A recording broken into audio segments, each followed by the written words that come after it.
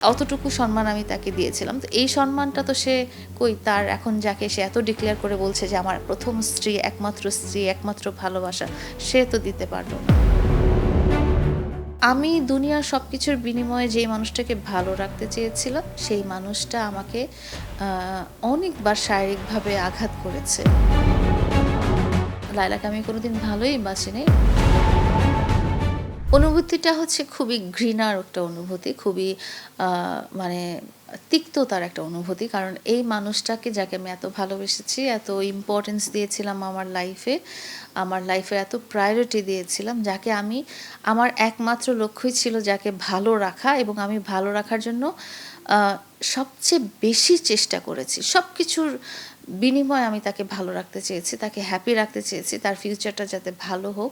আপনারা হয়তো তার চেহারা, আচার-আচরণ সবকিছুতেই ডিফারেন্সটা হয়তো দেখতে পেরেছিলেন যে সে কত মানুষ আসলে যখন হ্যাপি থাকে তখন কিন্তু তার চেহারায়, তার মুভমেন্ট, তার বডি ল্যাঙ্গুয়েজ সবকিছুর মধ্যে ফুটে ওঠে। তো যেটা আপনারা এখন অ্যান্ড তখন কম্পেয়ার করলেই বুঝতে পারেন।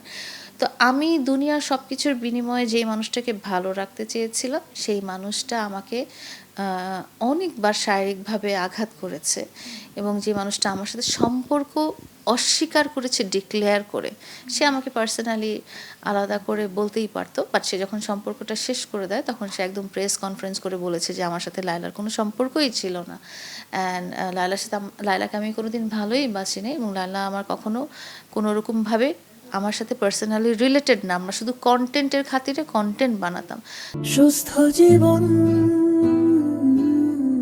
সুন্দর পৃথিবী। এই জিনিসটা চরম আ অপমানের এবং মানে আমি প্রচণ্ড ঘৃণা করেছি তাকে। যখন আমি দেখেছি যে আ যাকে আমি এত ভালো রেখেছি। আপনারা হয়তো খেয়াল করবেন যে তার স্ত্রীর সাথে তার যখন শারীরিক দ্বন্দ্ব হয়, মানে মারামারি এই ধরনের ঘটনা হয়, সে দেখিয়েছে তার স্ত্রী তাকে কতটা মেরেছে। হ্যাঁ? ৪ বছরে তাকে মুখে, হাতে মানে পুরো শরীরে তাকে ক্ষত করে দিয়েছে।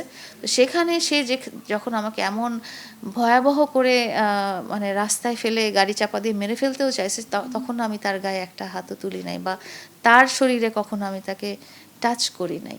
তো অতটুকু সম্মান আমি তাকে দিয়েছিলাম। তো এই সম্মানটা তো সে কই তার এখন যাকে সে এত ডিক্লেয়ার করে বলছে যে আমার ১ম স্ত্রী, একমাত্র ভালোবাসা, সে তো দিতে পারল না।